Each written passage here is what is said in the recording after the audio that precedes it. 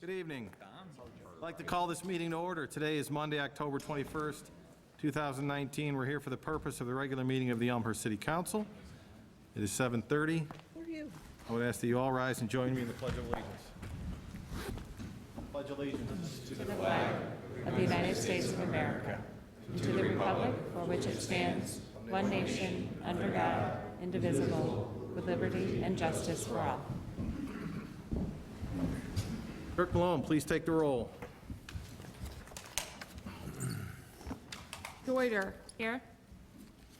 Sabatino. Here. Leader. Here. Dunn. Here. Graham. Here. Polumsky. Here. York. Here. Saludo. Here. Park. Here. Levin. Here. Kennedy. Absent. Conquest. Absent.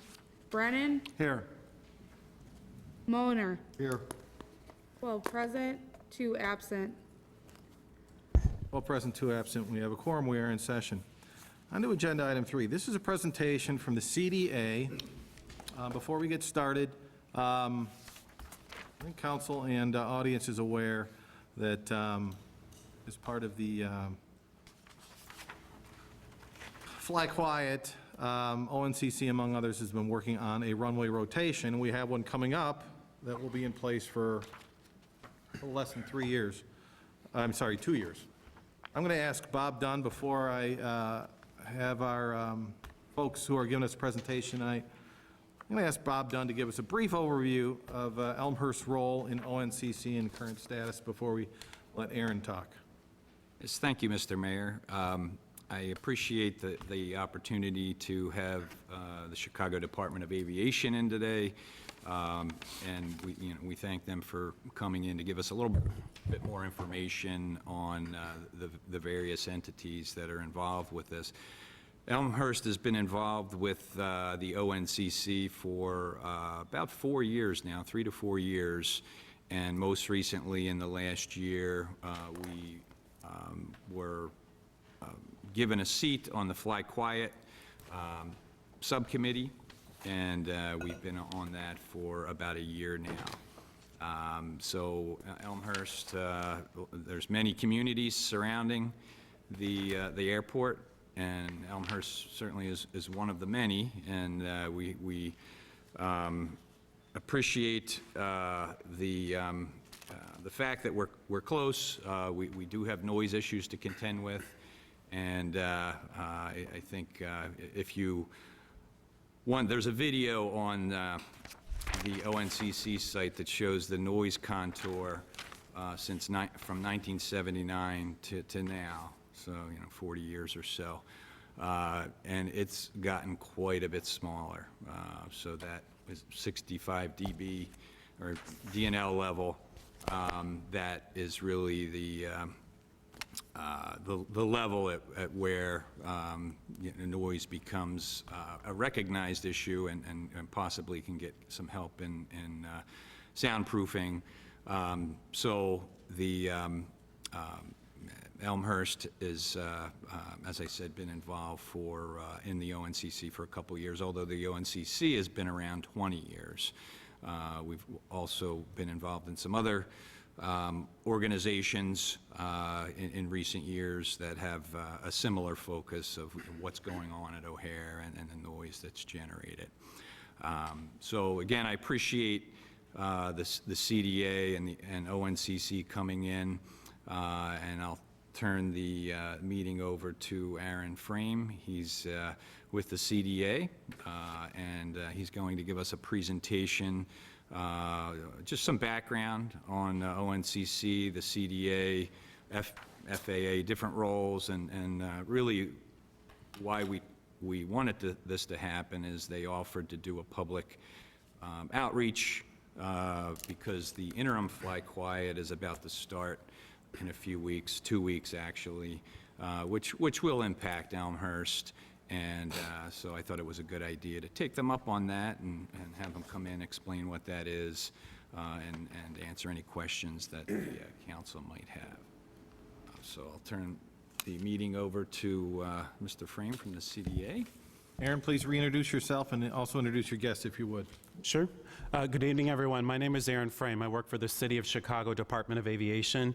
At the department, I am the Deputy Commissioner of Environment and Planning. I have two colleagues with me tonight in the audience, if you'll raise your hand. Ms. Jeanette Camacho is the Executive Director of the O'Hare Noise Compatibility Commission, which is the organization of which Elmhurst is a member. That's the Regional Noise Commission for O'Hare. And my consultant is Mr. Ryan Anderson of Landrum & Brown. Landrum & Brown is an aviation planning firm, and they do a lot of technical support for us on noise issues at both of the airports. So thank you very much for having me tonight. You should have two handouts or two slides, and I'm going to balance out my time tonight just to go over some basics, a little bit of Q&A to help you understand what we do at the airport versus what does the FAA do versus what does the ONCC do. We'll also talk about the existing Fly Quiet and what's coming up in a couple of weeks with what we call the interim Fly Quiet, or IFQ. You'll hear me refer to IFQ quite a bit. And then we'll talk about some of the other basics of noise, all right? So let's start with the handout on your screen. My colleague Jeanette has a really nice handout that's available for all of you. There are 3 columns on it, and it explains the roles and responsibilities of the agencies that are involved in airport noise.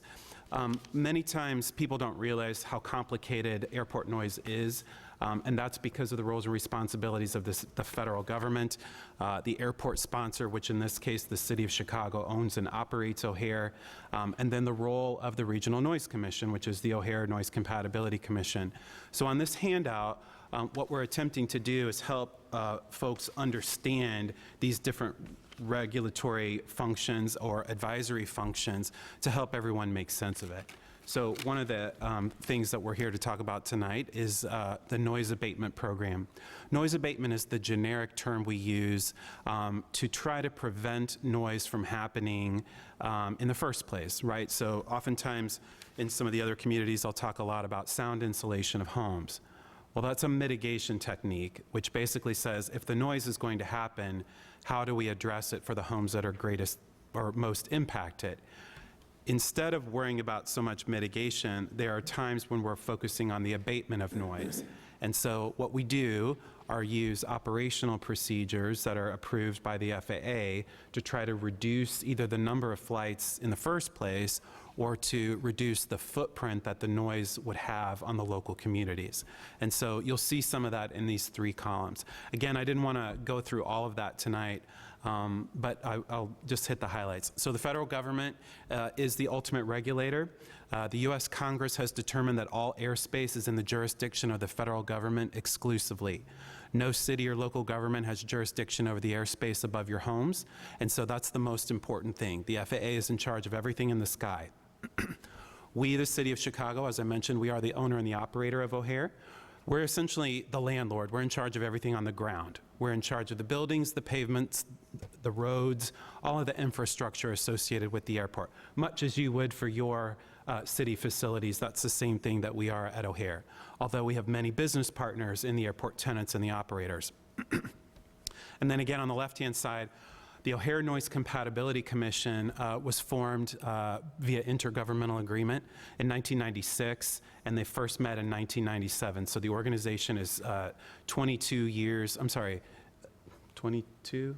Yeah, 07, 17, 22 years and going.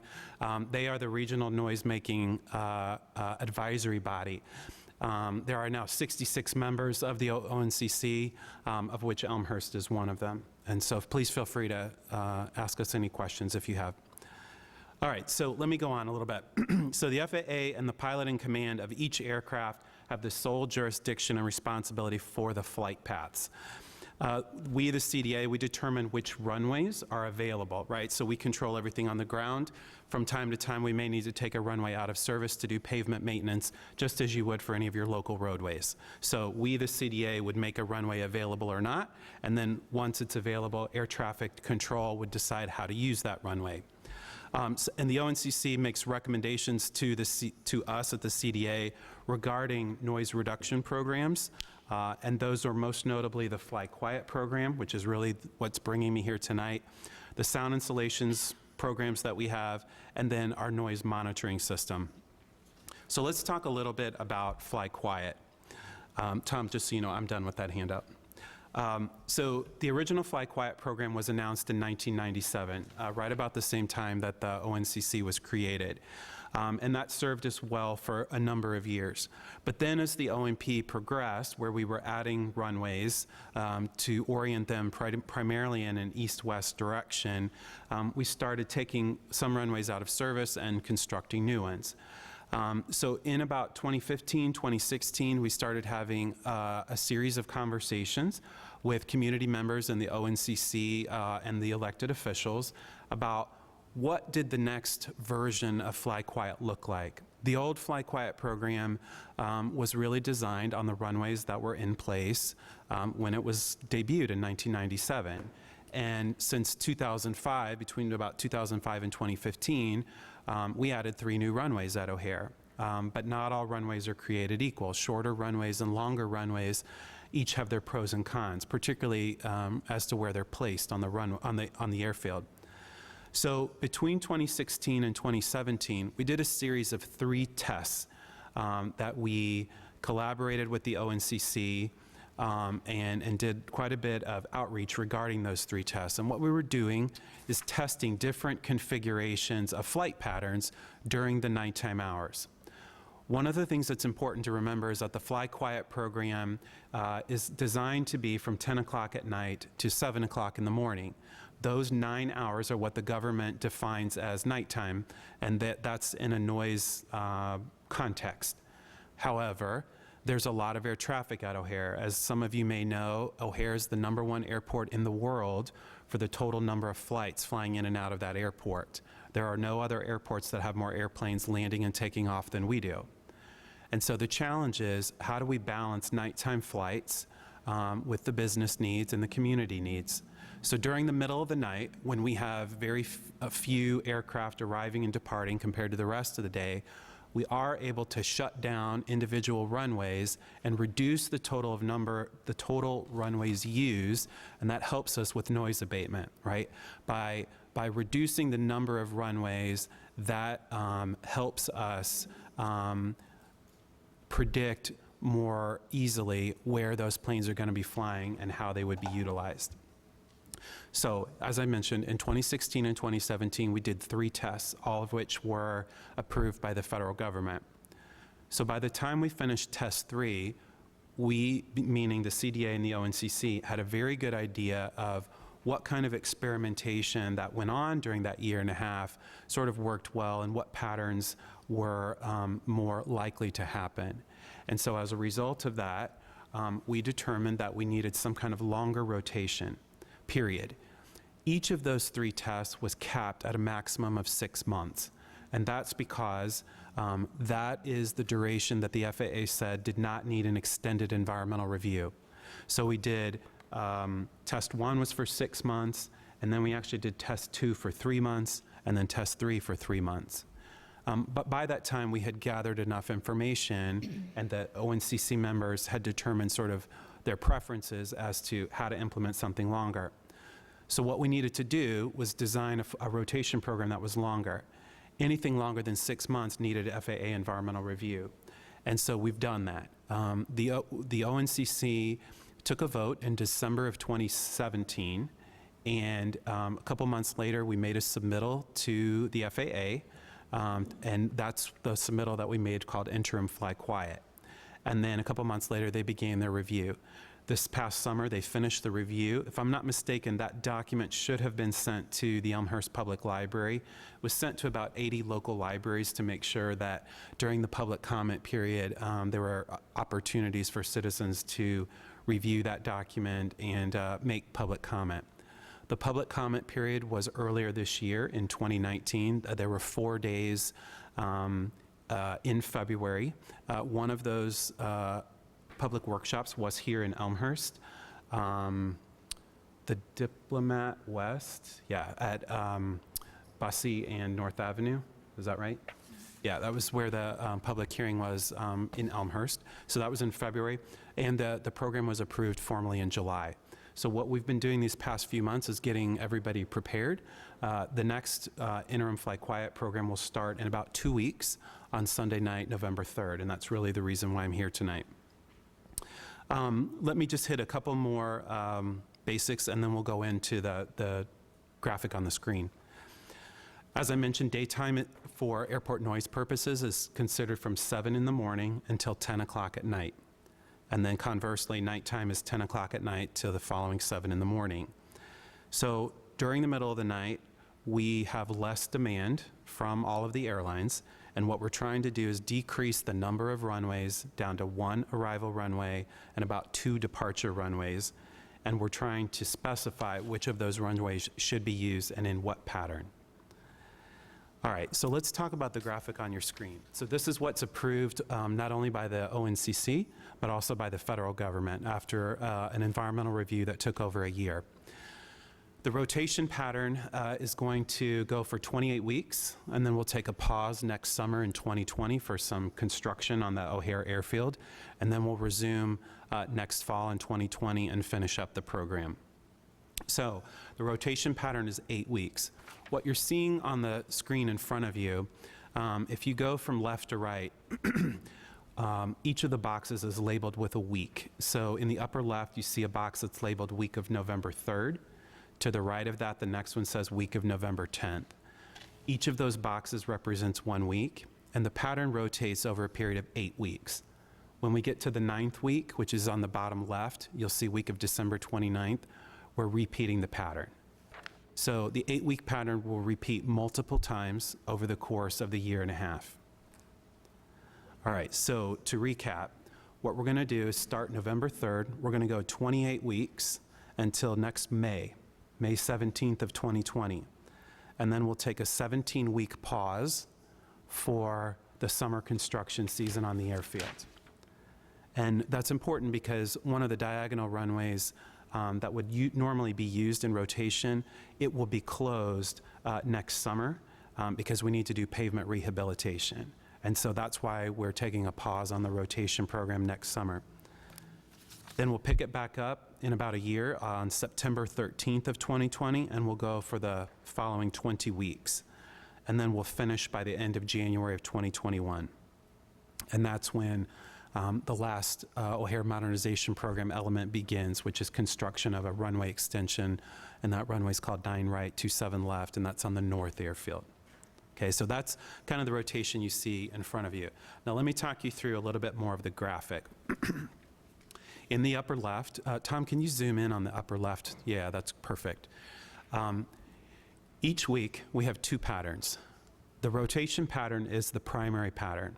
So when we were looking at options, this particular rotation option is called configuration K. We had a list from A to O or something to that effect. So what this means is you can see the arrows are going from the left to the right. So east is on the right-hand side of the page. So this primary configuration assumes that the winds will be from the east. If they are from the east, that's what we'll use. The green arrow, green means go, and that's the departure runway. So that's runway 9 right, taking off to the east. Red means stop, so that's the arrivals arrow. They're coming in for a landing and we'll stop. That's gonna be on runway 10 left. Many of these patterns are using 2 runways that are parallel to each other, and that's pretty key in air traffic control. You don't want flight paths that are crossing. So if the winds are from the east, the primary pattern will be implemented. If the winds are not from the east and they're from the opposite direction, we'll automatically go to the secondary pattern. And this is the practice that we used in each of the 3 tests in 2016 and 2017. And you can see on the gray box to the right, that happens to be configuration H. It's not quite an identical. You can see that the green arrow in the gray box is not quite the same runway as the other. So these are put on a specific pattern that was approved, but they're not always the flip image of the opposite pattern. If we're in east winds, the air traffic controllers generally have a call every night with the airport operations folks, and they make the determination earlier in the day based on the weather forecast. The rule of thumb is if you cannot use the primary pattern, use the secondary pattern until you're able to go back to the primary. Sometimes that could be the next day, sometimes it might be 2 or 3 days in a row. I'm sure many of you have seen planes that go in the same direction for multiple days in a row. And that's the same thing here. This is intended to provide predictability for you. We can't necessarily predict what the winds will be, but we can make some prediction as to what pattern would we use, whether those winds are from the east or to the west. Tom, can you zoom out to the top row? So above that first box, you see a label that says parallel east. As I mentioned, the OMP is trying to construct runways predominantly in an east-west pattern. We are still going to continue to use 2 diagonal runways, and that's been the plan all along since the OMP was approved in 2005. Those runways are numbered 4 left, 2 right, and the opposite 4 right, 2 left. And that's based on the compass heading that those runways point. So you can see on the week of November 10th, we're switching from the east-west runways to the diagonal runways. Yeah, perfect, Tom, thank you. So in the week of November 10th, we'll be taking off to the northeast, and we'll be landing on the red arrow, runway 4 right, 2 left. That means the planes will be coming from the southwest and landing. We've got a post office right there at Irving Park Road, and that's essentially where those planes will be landing on that runway. The secondary pattern is the opposite. They'll be arriving to the northeast. If any of you have been to Allstate Arena, that's pretty much right next to that flight path. And then the green arrow on 22 left is they would be taking off to the southeast over the post office and Irving Park Road. All right. So the general pattern is east-west on one week, diagonals on the next. That rotation pattern itself was debated in committee multiple times with the ONCC before it was given up for a vote and then put forth to the FAA for approval. As I mentioned, the rotation pattern itself is 8 weeks, and then we'll rotate it. So for the first 28 weeks, we'll go through that pattern about 3.5 times before we take that pause for spring construction in 2020. All right, let me just finish up with a couple of additional points, and then I'll take any questions that you might have. As I mentioned, we essentially have 2 primary air traffic control, air traffic patterns, being west flow. The winds are from the west, and the planes will take off and land to the west, or the opposite, east flow. And that's based on historical weather data over several decades. FAA air traffic control does determine which runway will be used based on wind and other weather conditions. So again, we, the airport, make the runways available, but the FAA will determine how to use them. The schedule accounts for wind with 2 configurations in each week's schedule, the primary and the secondary, which are usually in the opposite direction. Any weather events locally or nationally will result in increased demand during nighttime hours and could delay the start of fly quiet. So what that means is if we have a thunderstorm in the area at 8 o'clock or 9 o'clock at night, the airplanes may inadvertently get backed up, not just here in Chicago, but perhaps over the Midwest. If there's a storm cell or a front, it could back up air traffic for a little while. We usually go into fly quiet rotation sometime after 10 o'clock. Sometimes it's 10:30, sometimes it's 10:45. It's a demand-driven program. On nights when thunderstorms or other weather activity is driving that demand and they're trying to clear a backlog, we may not go into fly quiet until 11 or 11:30 at night. On rare nights, it's even later than that, when the backup is more severe. But generally, based on the statistics we've done over the course of the 3 tests, we generally start the rotation sometime around 10:30, 10:45 at night. Now, there are other times where weather around the country could affect us. It could be totally sunny here, but there may be a push of either arrivals or departures because of what's going on the East Coast.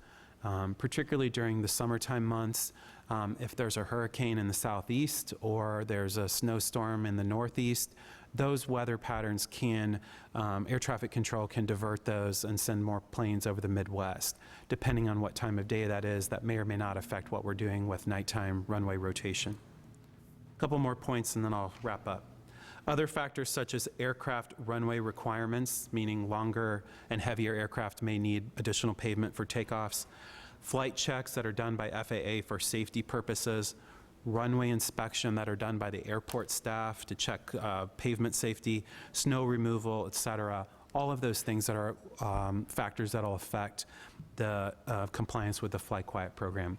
And we will do a pretty robust tracking program on a weekly basis and upload those to our website at the CDA, and we'll also discuss those in our ONCC Fly Quiet committee meetings. And finally, I want to draw your attention, there's a configuration up there which is on the week of November 10th in the upper left, primary configuration L, just for informational purposes. When we did the test 3, that configuration only had an 18% utilization rate. Some of the air traffic patterns are used more so by the pilots than others. Like I said, not all runways are created equal. Some of them are almost half the length of others, so not all the runways have equal utilization. But we thought you'd be interested to know that configuration L only had an 18% utilization during test 3. So it remains to be seen. This is the first time that we've done rotation over the winter months. When we did test 1, 2, and 3, it was always in the summer and the fall. So this will also be another opportunity to learn from that. All right. Mayor, I think that's all the information that I had. I'm sure I went on a little bit longer than you'd expected, but I'm happy to take any questions. I'm sure there are some questions. Thank you. Alderman Dunn. Yeah, just a couple quick ones. So I appreciate you talking about L, because that configuration L or rotation L, that has a landing on 4R, which that one will impact Elmhurst, especially the residents on the north side. And you talked about the compliance being only 18%, so that means that those planes are not actually landing on 4R, they're going somewhere else, which helps us out as far as noise go. Do you have any statistics on overall compliance with the plan? Because this is a plan, and you mentioned there's contingencies, weather, construction, bigger planes needing longer runways, which drives non-compliance with it. Yeah, so for each of the tests, when each test was completed, we prepared a summary report, and that's on our website as well, and we're happy to send you a link or so that you can distribute copies. We were tracking compliance as we went. It's very difficult to predict compliance that's based on weather patterns, right? Just as we talked about, the wind's going to change. As soon as I say, okay, we're going to be in West Flow, and the weather's going to change, and you say, Aaron Frame, you were wrong. What we do is essentially track it as we go and report to you. We'll do that on a weekly basis and say for each week. It usually takes us better part of the following week to collect all the data and then get that in a format that's usable for all of you and post that on the website, but we are happy to do that. So we haven't done necessarily any predictions as to how this will go. There are a couple of things that we changed from prior tests. The 8-week pattern was used in test 1, and we did some 6-week patterns in test 2 and 3, so it sort of remains to be seen. Certainly the pilots like to use the longer runways, and the 422s is what we call the pair of them, are 2 of the shorter runways, so we'll see. Any other questions? Alderman Brennan. Thank you, Mayor. Excellent presentation. Definitely enlightens me quite a bit. You speak to the winds east-west. Does a north or south wind influence, the pattern? It can. Modern aircraft today can take northerly or southerly winds if the wind speed is fairly low. Right, so when we take off, sometimes when we take off, it's just a little bit bumpy because we might not be flying directly into the wind. Generally, the runways are oriented based on the most common wind directions. When the winds are exceptionally strong, so during the daytime, we would use the 422s if the winds are particularly strong from the southwest or the northeast. So today I noticed on the way over, the flags were really indicating a strong southwesterly wind. So once that wind speed and direction kind of come in line, air traffic may choose to use the 422s even during the daytime hours. And so some of this is predicated on winds that are conducive to that pattern. And I think that's one of the reasons why configuration L maybe wasn't used so much. But for the purposes of rotation and balancing noise, we wanted to put it in the mix. Mayor, can I have a follow? Yes. So if I hear you correctly, safety will always trump the pattern? Safety will always trump it. And no matter how much planning we do, air traffic control and the pilots always have the final say.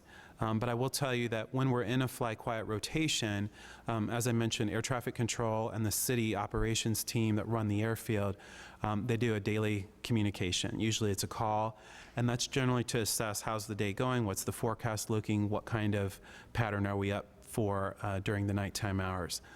Each of this is based on a weekly implementation plan, and then we'll rotate the following week. But every night during that test period, they'll have a call to confirm what's going on for that particular evening. Thank you very much, Aaron. Anyone else? Alderman Toledo. What happens after January of 2021? That's a good question. So the interim fly quiet is designed to, just as it sounds, serve an interim period, which is the period of the present through when that last runway for O&P is done. One of the things we're looking at now is this program will essentially be a year, year and a half. The Fly Quiet Committee on which Alderman Dunn sits now is already looking at what happens next. What happens when O&P is finally realized, right? We have 8 runways, 6 of which are in an east-west direction, and we keep the 2 422 runways. We need to develop a permanent fly quiet program. And so we're already working on that. Learning from the past, what we did in tests 1, 2, and 3, we're exploring some ideas now in committee, but still quite a ways away from making decisions and recommendations. And quite honestly, the IFQ is going to inform the committee even further. Because as I mentioned, this is the first time we've done it over the winter. We've never had to deal with runway rotation and snow removal, right? What happens if the runway you want is under 6 inches of snow and our plows are out there, they'll take the runway out of service and air traffic is going to have to use another pattern for that period. So we are looking at that. In order to develop a permanent fly quiet program, it's going to take a lot of study. It'll take another vote of the full ONCC because we want to develop something that's permanent, and it'll take a fair amount of environmental analysis. So it's very premature for me to sort of speculate what that's going to look like.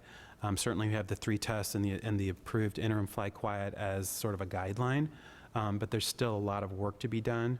But even now, in October of 2019, we recognize that 2-3 years from now, we already need to start working on that next program of what the permanent fly quiet program will look like. Alderman Levin.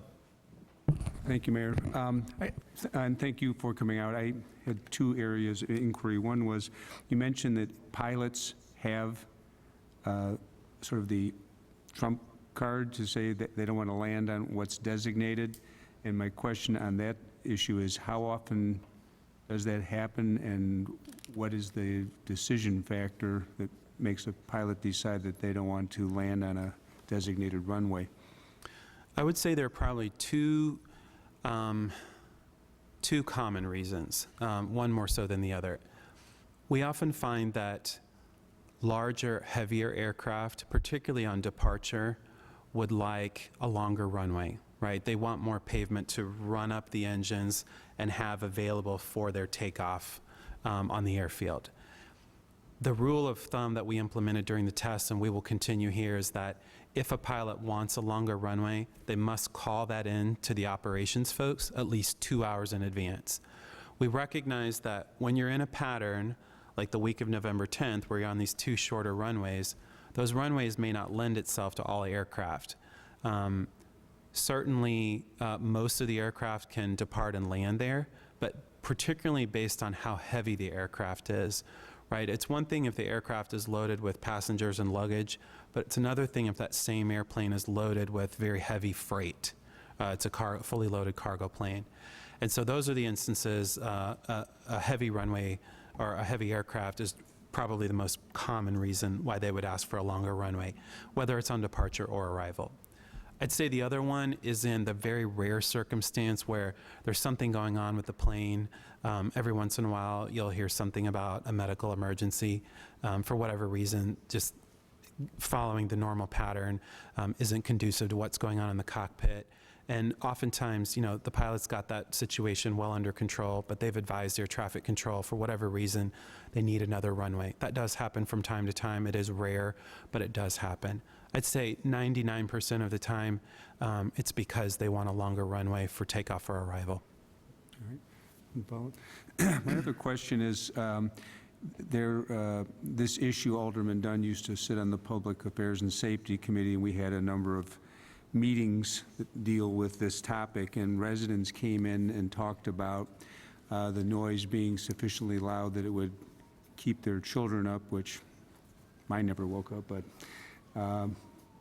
I would, if it's a problem, what is the test for whether or not there's funds available for soundproofing in these homes that maybe aren't right next to each other, but the areas of complaint are a little bit disparate?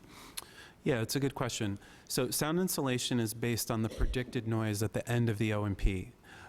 You'll hear us talk sometimes about what's called a noise contour, which is an imaginary noise threshold of a certain decibels. And Alderman Dunn was correct when he mentioned 65 decibels is the federal standard for when noise is so significant that the federal government says you, the airport, must do something about it. And that's when we get into noise mitigation, meaning the homes in those flight patterns are predicted to experience noise on a regular basis at a decibel that's high enough that we need to do something about it. And typically what we do is sound insulate the home by replacing the doors and windows.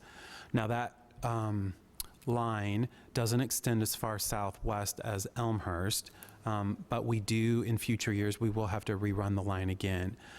Over the years, Alderman Dunn mentioned that we've done noise contours since 1979.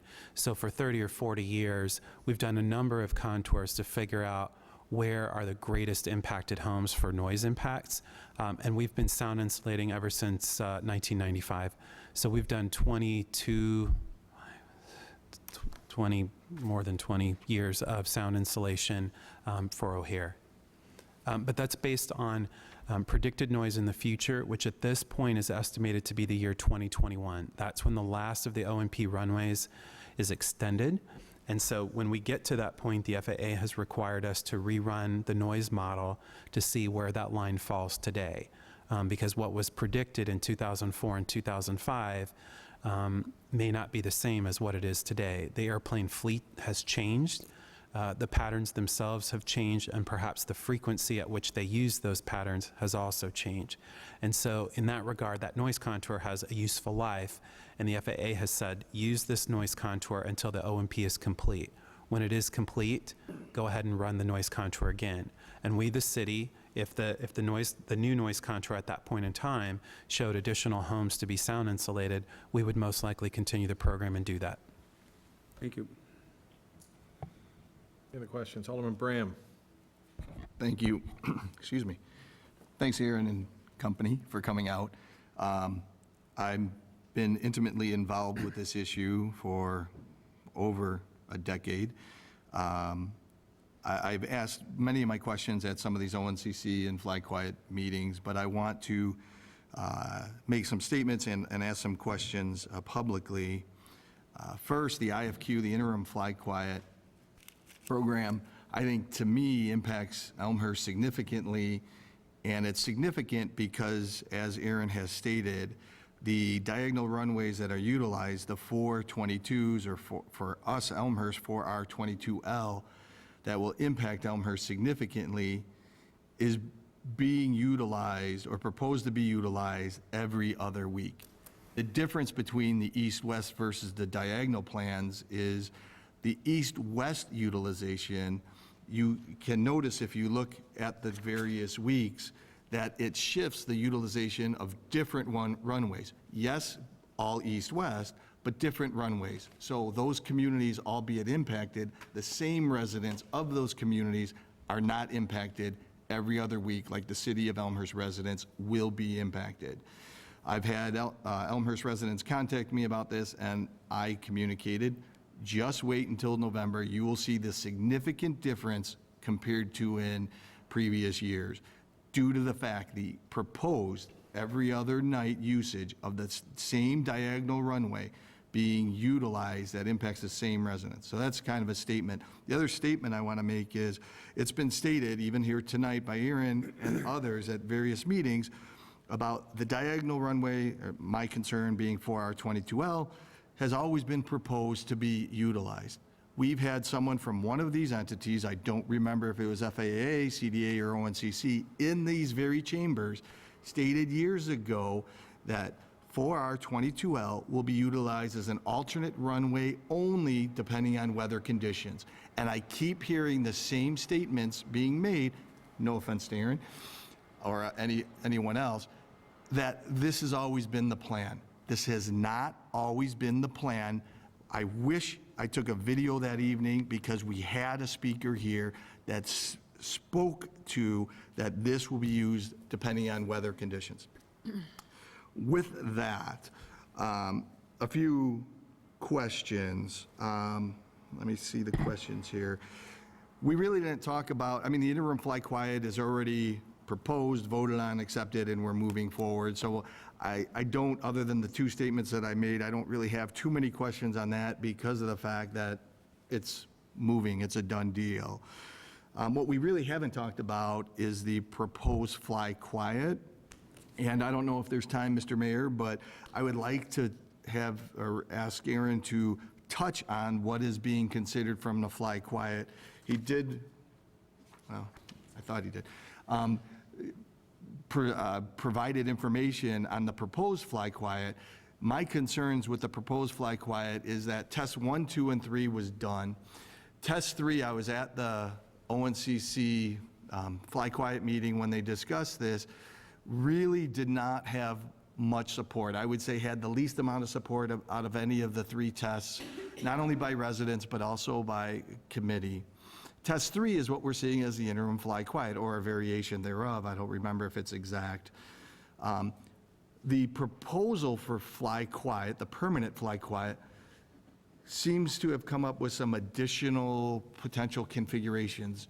I would like to request, Aaron, if you would, to kind of speak to those configurations, how we got there and where we at in the process. And lastly, how can residents actually provide feedback on the fly quiet, what's proposed, because that's not a done deal and moving forward. Just real quick, I want to ask, Threw a lot at you. Alderman Bram, are you asking about the fly quiet rotation after they complete all the runway expansions and extensions? Yes, that's called that's officially called fly quiet. So I'll touch on that just briefly. It's still very much in its early development. Only to say that we are looking at the same kind of rotation pattern at night. We're looking at some additional elements, departure paths, other portions of the fly quiet program that exist today, and figuring out how do we modernize those. The tests in this IFQ are simply one piece of what we could do at nighttime.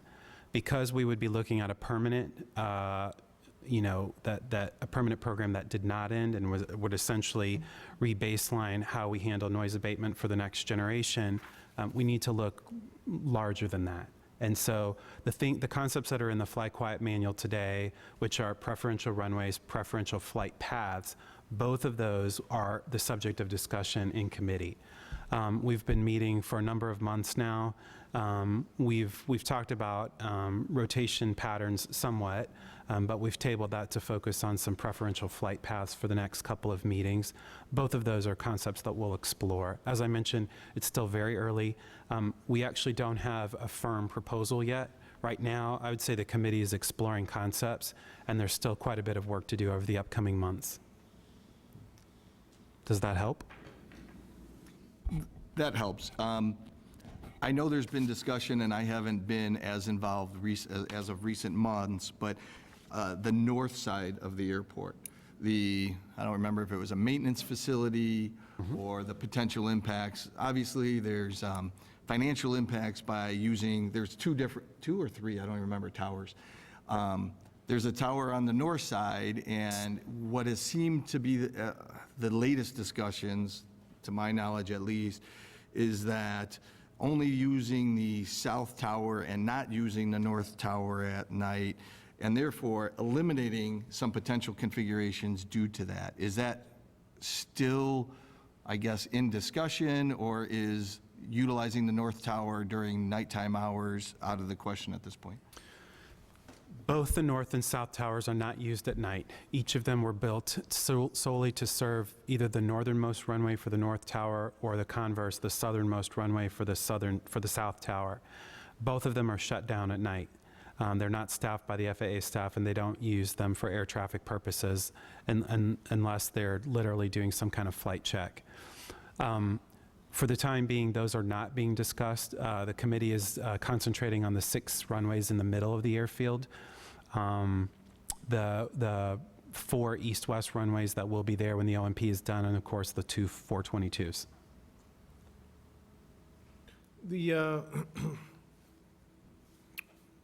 When you close next summer for 17 weeks, is that to construct 9C-27C, or is that to add on to 9R-27L?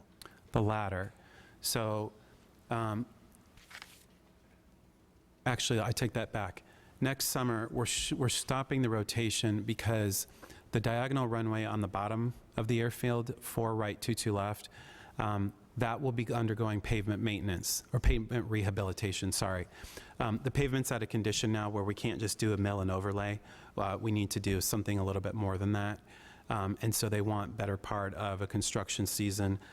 They'll take 17 weeks, which is about 4 months off from about mid-May to mid-September. Now you can see that that runway, 4 right, 2 left, is on the south airfield.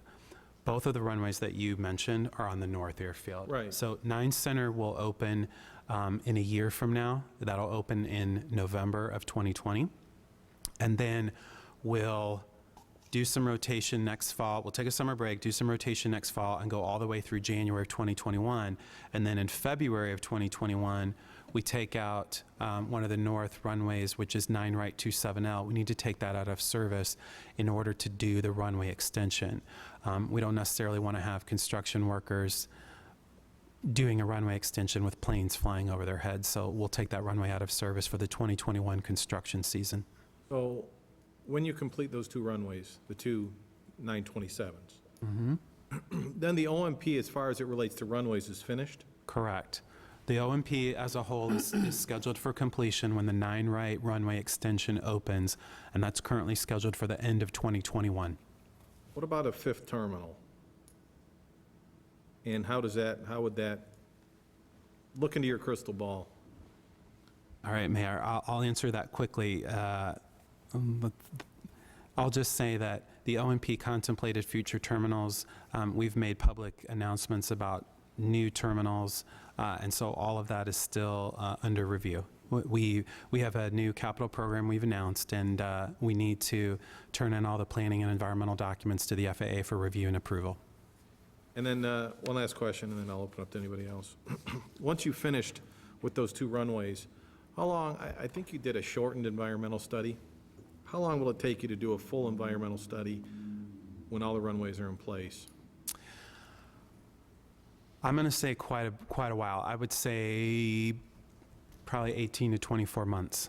And the reason why I say that is just to get this particular IFQ approved was 15 months. And this was a finite project of a certain complexity. And I think for us to study the entire O'Hare airspace and propose a permanent change to nighttime noise abatement program will take more analysis, and it'll just take more time. But during that time, would you be running another interim, or would you not be running an interim Probably rotation? not. That's one of the reasons why we've started now in 2018 and 2019, trying to figure out what that permanent program might look like in terms of exploring ideas. The committee's doing a lot of work to explore ideas and figure out which ones are worth pursuing and which ones are worth dropping now in the present for whatever constraint may be there. But yes, we recognize that we do want to come up with a plan, have the ONCC vote on it, and then we can analyze it for planning and environmental purposes. Okay. Additional questions? Alderman Bram? Thank you. There was comments made, I think it was Alderman Levin made comments about the noise contour and soundproofing. Just for history, not a question for Aaron, but just for history, Elmhurst has never been in the noise contour. I personally don't see it ever going into the noise contour, and therefore not being eligible, at least by today's standards, for any soundproofing. It's 65, yes, decibels, but it's 65 decibels noise, data noise ratio or something like that. I forgot the exact Yes, DNL. DNL. So if you're impacted for part of the day and not for the rest of the day, you're going to fall below and not be eligible for soundproofing. So it's not like if you get 1 hour of heavy impact or say even 8 hours of heavy impact, but the rest of the night is quiet or the rest of the day is quiet, you're not going to be able to fit into that noise contour. Question I had for Aaron was if you can speak to freight versus commercial. What have we seen for test 3, which is similar to what is being proposed for IFQ? And what is the length preference for pilots for freight versus commercial? Runway length, sorry. Let me do those in reverse order. I would say that many pilots want 10,000 feet if they can get it. That's a very common request. And so certainly at O'Hare, we have a number of runways that meet that today, 2 of them at least. And so that's very common, particularly if they're fully loaded. And that's one of the reasons why we need to allow for the possibility that pilots know their aircraft and their operating situation best, right? As much as we want to plan it all out, we have to, realize that pilots know their aircraft. And so that's why we say, if you need a longer runway, you're going to have to call that in. And so there's some tracking of that, right? The operations people and the FAA people know this aircraft has requested to do something different. They have a bona fide reason, but that way we have enough heads up to plan for it. Regarding nighttime, there's a common misconception that most of the nighttime flights are cargo. And it's important that we dispel that myth. We have a number of flights, I'm going to call it sort of at the beginning of the nighttime period from about 10 to 11 or 11:30, where oftentimes those are a lot of commercial flights that are just coming in, either as scheduled or just late. And then the same thing happens in the morning when we start up. Believe it or not, O'Hare really gets going at about 5:30 or 6 in the morning. When the FAA determined the definition of nighttime, it was the early 1980s. And as many of you know, even getting your kids up ready for school, most of the people in the house are oftentimes up by 7, or at least half the household's up by 7. So by 7 o'clock, it's not necessarily nighttime anymore. So O'Hare has these, I'd say it's more of a push from 10 to 11, 11:30, which is sort of why rotation won't start till about an average of 10:45. And then the same thing in the morning when the airfield really starts up for the day. It's that middle of the night that we don't have a lot of flights, and a number of those flights are cargo, but not all of them. And so I think when you average out all of the flights that happen between 10 o'clock at night and 7 o'clock in the morning, you'll see, yes, there are some cargo flights, but they are not the majority of the flights. The majority of those nighttime flights, as defined by the FAA, are more commercial. Is the length needed any different between cargo and commercial? Not Runway necessarily. Sometimes yes, sometimes no. I would say more cargo planes are longer, but there are also long commercial planes. You could have a Boeing 747 landing at 10:30 at night, fully loaded with passengers from, the United States or a foreign destination. So I think the cargo planes do tend to be longer and heavier, but that's not an absolute. But is the runway length needed, is it needed to be greater for cargo, cargo versus? It's more about the dimensions of the plane. It's about the length and width of the plane. So the FAA has geometry standards for when you have a plane of this size, it needs to be a certain width and depth and length. And oftentimes, the weight of the plane affects the takeoff pattern or the arrival pattern. And that's when the pilot is really using his best professional judgment to determine how he knows his aircraft, how much takeoff length does he need. So a lot of time, it's about the dimensions of the plane itself, but it's also about the weight. All right, anyone else? Alderman Mulliner, and we're going to try to wrap this up. Yeah, just Aaron, we told Aaron he'd be here for 20 minutes. Yeah, okay, Thanks, sorry, Mayor. we're keeping you here too long. Just a real quick question. One of the comments that was made was that we've never been within that noise contour to have soundproofing done. However, during the late 80s, early 90s, half of the schools were soundproofed. Is there a difference in the level of sound for schools versus homes, or why were the schools, because all the schools all the way down to IC were soundproofed and those south of that were not? So I would say that there wasn't a difference in the sound levels that you were hearing, but there definitely was a difference in the criteria. So the schools had a more generous criteria program, and generally the school threshold was lower than the homes. Over the course of 30-plus years, since 1982, we've been fortunate to sound insulate 124 schools, and a number of them were in Elmhurst. But that's all over the contour, and from a geographic extent, they went farther than the homes themselves in each of the directions of the airport, and that's because we use a lower DNL value. The aldermen tonight have talked about the 65 DNL. That's the federal threshold for homes. But we got a very special exception from the FAA to use a lower threshold for schools, which was 60 DNL. And those DNL bands are sort of like ripples in a pond. The farther out you go, the less noise you get from the center, which is the origin of the noise.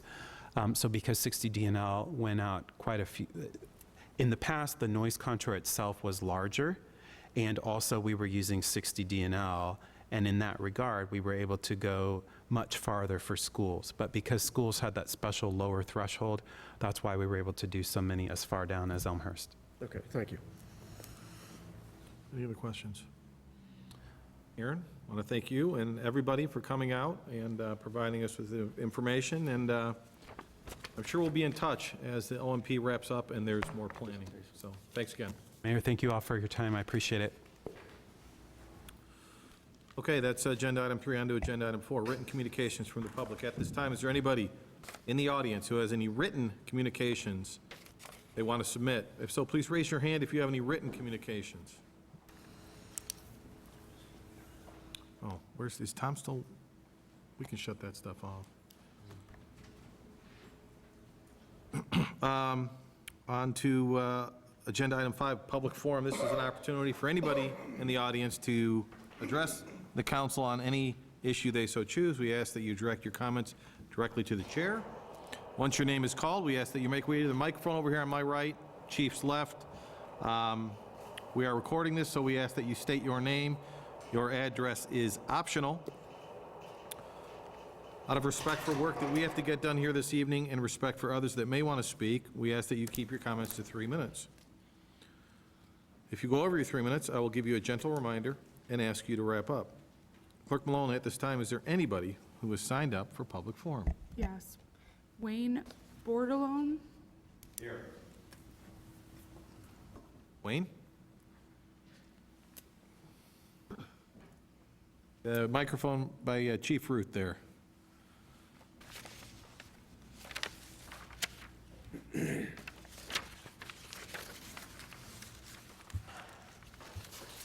Okay, thank you, Mr. Mayor. Please identify yourself. Pardon me? Please name for the record. Okay. My name is Wayne Bordlon, and I live at 551 South Poplar Avenue in Elmhurst. The reason I wanted to address the city council today was that there is a ongoing dispute, I guess, with a intersection change that happened at the intersection of Villette at Poplar.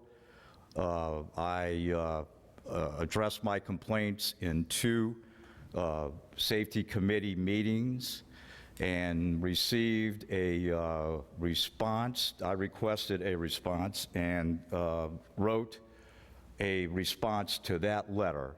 So the purpose of me coming here tonight was that I wanted you, namely, the letter was copied to you and the members of the Safety Council that outlined our concerns as they were listed on the Safety Committee's letter to me.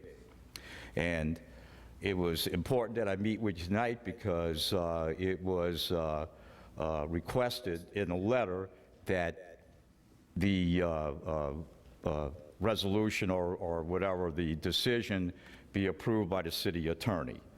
So before that happens, we wanted to ask you to review our concerns, which are written, and you should have an email copy before any of that. It's the concern of the local residents that the intersection is unsafe. And I know there has been consultants involved. One was mentioned, I think there was two, and I imagine that a lot of money was spent. And one of the consultants had recommended a fix to the intersection. We took a look at two options. It was option A, option B. Option A, and I'm not going to get into it now because it's pretty detailed, and I know it's on record here, but we were satisfied with that. The main complaint is that when the intersection was altered, it created a blind spot where a stop sign is located behind a tree, and it's not visible to eastbound Follette travelers. And that causes a lot of problems. It was reported that a camera was installed and periodic observation by city staff occurred. Well, the camera was there for 3 days, and I asked for a report on the observations, and that's still pending. I have not received that yet. In our view, a casual pass-through the intersection and a camera being there for 3 days is nowhere compared to the local intersection residents monitoring the intersection for the last 15 months. So we ask that you take a look at the letter, and we'll take it from there. Thank you.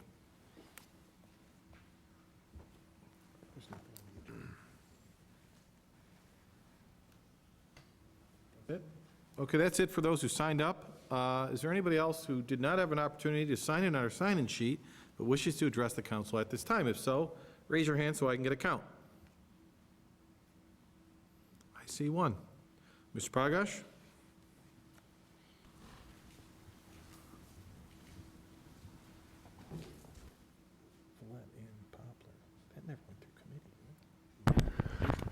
Claude Pogart, 566 West Gladys.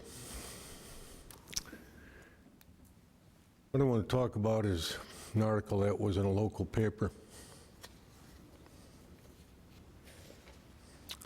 They borrowed $70 million general obligation bonds.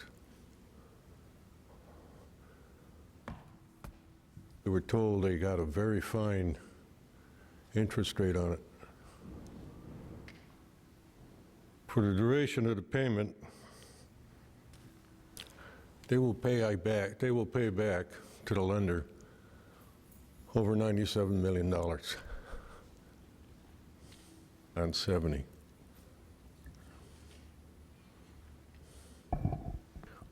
As residents, we always hear from legislative bodies like yourself, the Park District,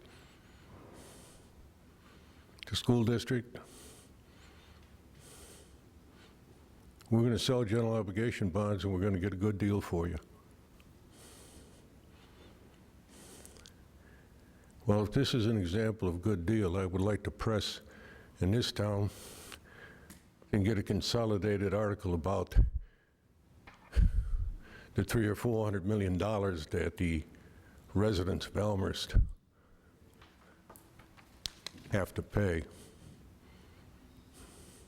It's nice to say we're getting you, a new playground, a new school,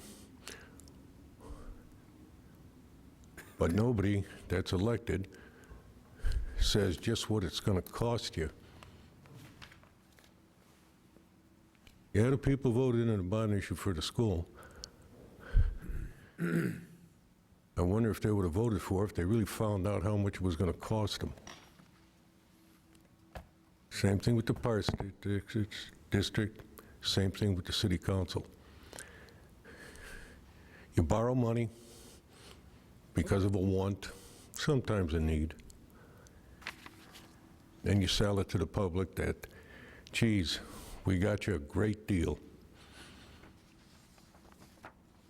But those hundreds of millions of dollars, and I keep on emphasizing it, are paid to somebody else.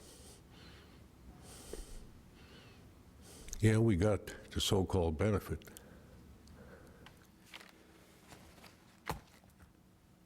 But how long can you continue to do it when in fact you're going to come up with a budget and you're going to ask for more money to pay off? And that's going to be the school, Park District, and yourselves. The unfortunate thing is, will the income of the residents you govern, and that's for all the elected officials, Mr. Praga, will they should I ask you to keep wrap up your with what you comments? guys want to spend? You got to start thinking about that resident, because a lot of them are leaving the state. Okay, anyone else? Seeing none, that concludes public forum for this evening. On to agenda item 6, announcements. Any announcements from the dais? Alderman Park. Thank you, Mr. Mayor.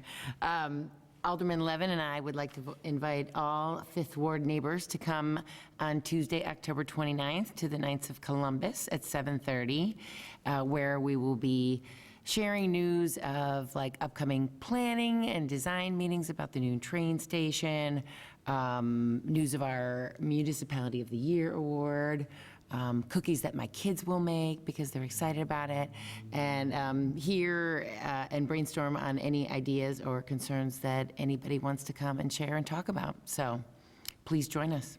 Where is it? Knights of Columbus Knights on of York, Columbus. right at York and Villette, in our lovely Fifth Ward. Fantastic.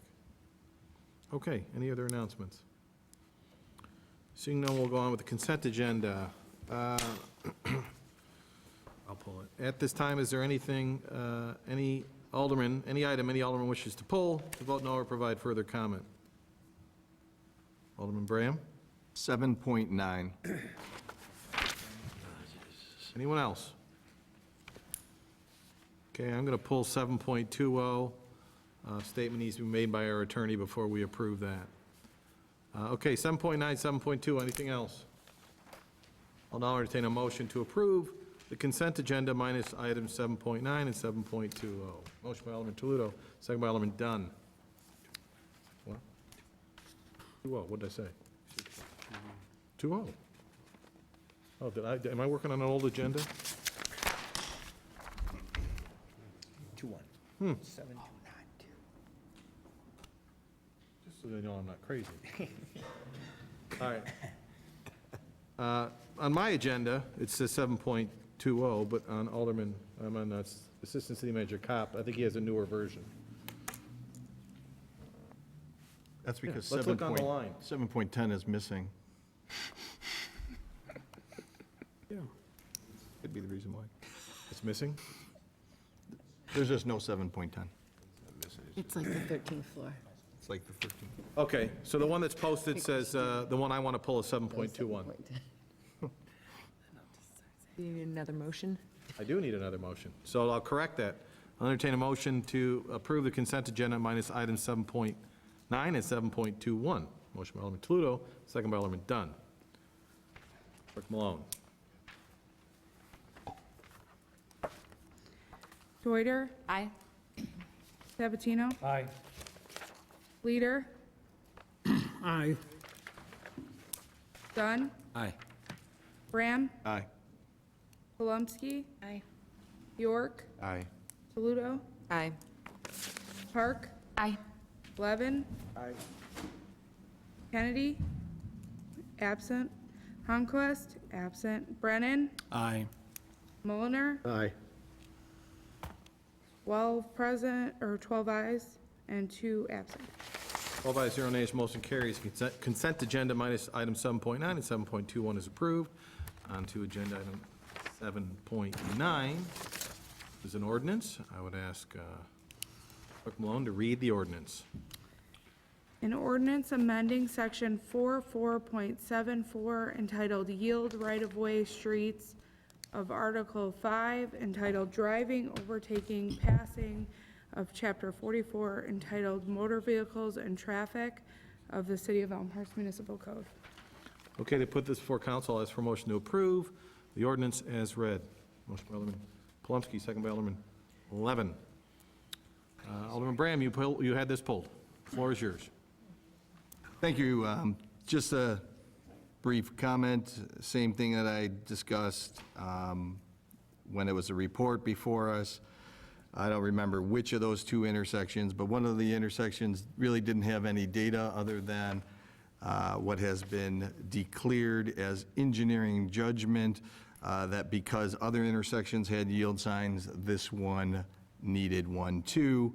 I don't feel that it meets any of the MUTCD criteria, and I also do not feel that that is an appropriate judgment due to the fact that in the MUTCD, it states that one intersection shall not be dependent on any other.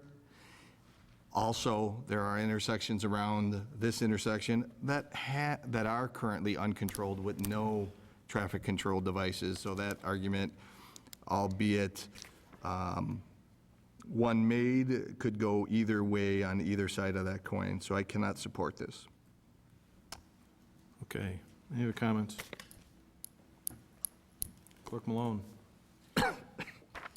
Deuter, Aye. Sabatino, Aye. Leader, Aye. Dunn, Aye. Graham, No. Palumski, Aye. York, Aye. Toledo, Aye. Park, Aye. Levin, Aye. Kennedy, absent, Conquest, absent, Brennan, Aye. Mulliner, Aye. 11 ayes, 1 nay, and 2 absent. 11 ayes, 1 nay, motion carries. Agenda item 7.9 is approved. On to agenda item 7.21. This is a resolution. I'd ask A Clerk resolution, Malone to read the resolution, and then I'll turn it over to City Attorney Storino. a resolution approving and authorizing the execution of a settlement agreement and release by and between the City of Elmhurst. Don? Thanks, Mayor. This represents a lawsuit entitled the City of Elmhurst versus Los Fernandez Restaurants. It is the city's lawsuit against Los Fernandez for sewer backups, which impacted residents' homes in May of 2015. The city will be collecting $110,000 in contribution reimbursements from Los Fernandez and their carrier, and that's it, Mayor. Okay, to put this before council, I ask for a motion to approve the resolution and explained as read. Motion by Alderman Mulliner, second by Alderman Bram. Discussion. Clerk Malone. Deuter, Aye. Sabatino, Aye. Leader, Aye. Dunn, Aye. Graham, Aye. Palumski, Aye. York, Aye. Toledo, Aye. Park, Aye. Levin, Aye. Kennedy, absent, Conquest, absent, Brennan, Aye. Mulliner, Aye. 12 ayes, 0 nays, and 2 absent. 12 ayes, 0 nays, motion carries. Agenda item 7.21 is approved. On to reports and recommendations for appointed elected officials. 8.1, Mayor Moyley, that's me. Couple of things to announce. First of all, last Saturday, we had a very successful latex paint recycling day. And was that at the garage, or was that at the fire station? At the garage? 793 pounds, or 5,500 gallons of latex paint. Pretty good, pretty successful day. Upcoming, the 26th of October, we have a prescription drug take-back day in the parking lot right next to the police station from 10 to 2 on Saturday. No questions asked. Bring your old prescription drugs and get them dropped off. If you cannot make it on that day, you should be aware that we have a prescription drug drop box in the lobby of our police station. We started this in 2014 and literally have collected thousands of pounds of drugs that normally would have either been abused or gone into our waste system, which is equally bad, flushing them down the toilet. You don't want to introduce that into the ground or anywhere else. So please bring any unused prescription drugs in on that day or turn them in the police station whenever you want. November 11th is Veterans Day and also a holiday. City Hall will be closed. We would normally have committee meetings on that day. Those will be pushed to the 12th. And finally, as council and audience is aware, we lost our beloved clerk, Patty Spencer. And at some point, we do have to fill her big shoes. The way our code is that mayor appoints with advice and consent of council. We will be issuing a press release tomorrow with some more of the details. I'm making a public call right now, and you'll see it in the press release. For anyone eligible who's interested to apply for that position, I'm going to keep that open for 3 weeks, so through the 11th of November. And then however long it takes me to get through the applicants and recommend someone to council. And that's it for me. Assistant City Manager Cobb. No report. Anyone else? Am I missing something, or? Yeah. Oh, we're missing other business. Boy, my agenda's all screwed up. Any other business? I'll entertain a motion to adjourn. Motion by Alderman York, second by Alderman Mulliner. All in favor, say aye. Aye. Opposed? We're adjourned. Thank you.